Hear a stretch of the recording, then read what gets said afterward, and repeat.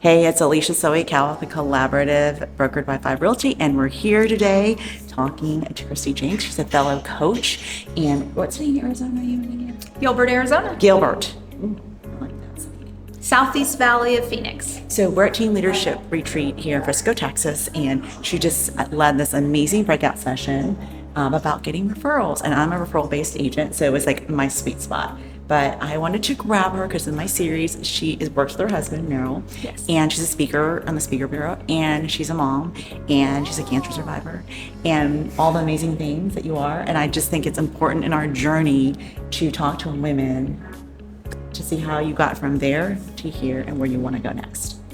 Yeah, let's do it. Yeah, let's do it. I have 8 kids, and that did not happen for me until I was in my 30s. And so I had many years of a perfect house. We're talking vacuum lines. We're talking beautiful decor, styling, everything. My couch had vacuum lines. And it just stayed as you left. You had left. Yeah, because it was just me and my husband. Yeah. So, and that was really important for me. And so I joke that when I became a mom, God turned a part of my brain off for my neurosis of, vacuum lines in a perfect, pristine house. So something that I say, wouldn't it be nice, is we tour properties, we work with incredible buyers and sellers who have amazing homes, and we go into their homes and we help them style their homes to make it amazing. My home is clean. It's very, very clean, but it is a hot mess. So when people think, oh, you must have it all together, one of the things that I live with daily is that my kids are really hard on the house. When you have 8 kids at home and then all of their friends, we get holes in the walls that we're constantly repairing. We have scuff marks. We have the light plate switches, everything. I say it's clean, but it's a little beat up. And so one of the things I'm working through right now is I really want to do some renovations. We're in the same place. But my kids are so hard on the house that I don't even invite people over. My husband and I are we don't. We are the same, and I feel like I'm talking to the same person. Okay, I didn't know that about you. Yeah, See, and it must everyone be just nice. sees, and they just think that you must have a designer home because how I present myself. And I'm it is bad. And I was warned, you can't come to my house. I tell people, don't worry if I see your house, it will never, my house will always trump. And it is also very clean too, neurotically clean. Yeah, we have someone that cleans it every day. But not, organized, and we are shoving so many people on a space. And we need bigger space, but our lives are so chaotic. Yeah. So this is what it is. You have that life wheel balance, which I've talked about in other shows, is the concept of what's going to give, what is really priority and what's not. And I think Tom talked about that at a summit about it's a priority thing. What are your priorities? I'm just a nicer mom and a better wife. Yeah. And that's why I joke that God turned a part of my brain off. I had to let that go. So for this season, my husband and I joke about it. We've actually started a note board of the things that we're going to have when we don't have kids living at home anymore. The big takeaway is I would have assumed that you had a perfect home, that your home was pristine and everything. Yeah. You probably would have assumed the same thing, but here's the thing. We're just working 2 moms trying to survive. And right now, our priority is a comfortable, clean home that maybe has some backpacks and some soccers and all the other things, and it's okay. But there's love. Oh, yes, there's love and food and joy, and there's backpacks everywhere. I think this is what we decided. Michael and I said, we want our children to know that they're the priority, not the house. I was very angry. So Meryl got into real estate before I did. Okay. And so that meant that he was doing open houses every weekend. And I always joke, I was not a supportive wife of a real estate agent. So in my mind, he was doing open houses. And so this is what it would be like. It would be like, oh, you're going to do open houses this weekend. Must be nice. I'm stuck at home with all the kids doing all the cleaning and keeping everything, and meanwhile we're in Phoenix, so he's doing open houses in 115 degrees. Yeah. And if you've ever had to set up and break down an open house, it's a lot. It is and talk not to all the people. Yeah, it's not a Netflix show. No, it is not anything. I think that's the hard part about our business is people see the highlights, and it's funny. I think Mel Robbins said social media and even this outlet is not necessarily meant for your friends and family. It's for people that don't know you, and so they perceive what you are And that's not anything really of what it is. Some people are really good at portraying who they really are personality-wise. When you meet them, like, oh, you're just like online. Yeah. But some people are not. And so that's why I think there's a disconnect there for sure. But, it's interesting. I have to We ask. made the same decision, though. Just to summarize what you said, I made the same decision that I would be happier as a person, my family would be happier if I was not constantly harping on them.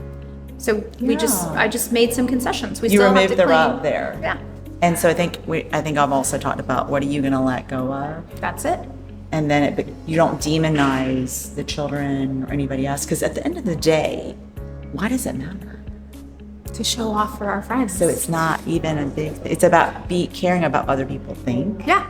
That's Instead of what you want. And so you get to a point where you're like, I really care what people think. I'm living Exactly. my life. Exactly. It's a beautiful place.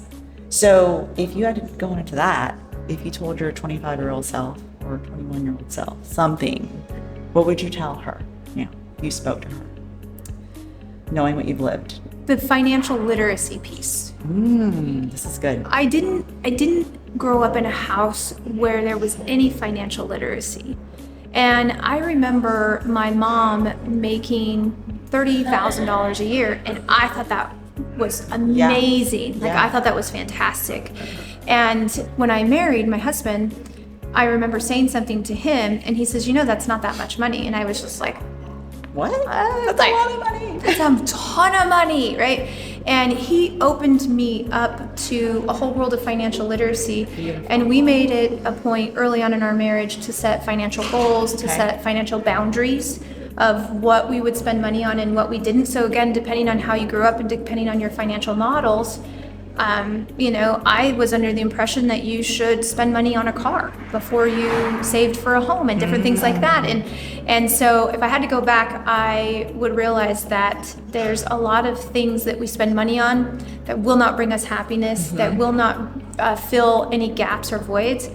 And I wish I would have bought more real estate in my 20s. Hear that? Buy more real estate. More real estate in my 20s and my 30s. We became heavy investors in our mid 30s. Love it. And had we started in our mid 20s, it would have been incredible. So I think that financial literacy piece is huge. And if you don't have access to that, you do, because we have access to the internet, we have access to mentors and things like that. But if I had to go back, invest more time in my financial literacy. That's amazing, because it's like saying to your my future self will thank me for the decision I made today. Yes. So that's why I was curious, because I think a lot of people watching or anybody that's on YouTube searching about, that's the whole point of this channel, is to connect with women in particular at different stages of their life. And this may find someone that is 25 or like, gosh, I also don't know, how would I go about doing that? And the fear I think some people have of reaching out and saying, I don't know this, can you teach me? Oh, especially as women. Yeah. I do. I think I see it a lot with women that, and maybe that's my own insecurity. Yes. Because I always joke that I don't do math in public. Like the mathematician in our family is Meryl. So I have this new saying from Tony Robbins. He always makes you do it when we do any of the financial part. He's like, I love numbers and numbers love me. Yes. I love spreadsheets and spreadsheets love me. So you take that narrative out that I'm not good, because you're just as good as anybody You have else. to build. And here's the thing, you can learn. Yes, right? absolutely. It's not a fixed Everything mindset. is learned. Yeah, we can learn. Yes, and we can grow. And if you are learning and growing, then you're doing the right things. So otherwise we're getting stagnant and dying, right? Yeah. So, and it's a great example for your kids to see that. It is, and that's something we've really tried to teach them, delayed gratification. Oh, see? Delayed gratification. That is something I think we're missing today. Oh, 100%. 100%. Yeah. That's a really buzzword. Like delayed gratification. I love that. They earn money and they'll say, hey, I really want to buy this on Roblox, which, by the way, that is such a generational... Genius game, whoever came up with that. But Our kids are like... But it's a generational gap, because I would never spend money in a virtual world. I did buy Candy Crush points once, though. I'm not going to lie. To build the thing. Somebody's got to crush that candy. Yes, I love it. It just keeps going like 5,000 levels. Like it's been around for decades now, I feel like. But yeah. Yeah, so that's something that we teach them. We'll say, okay, you can spend your money how you want. My only request is let's wait 24 hours. Will you still want that skin? That's what Fortnite. Yes. The skins and things like that. And so I don't know why we started talking about delayed gratification, but that's a big one that we try to teach in our household with financial literacy. It's like, it's part of financial literacy, which is the thing that if you'd learned when you were younger, it you changed probably so would have much. done. Yeah, that's why I think it's important to look back and say, hey, younger self, what would you have done differently? Because you can help so many people behind you, and also you still have so many more years ahead.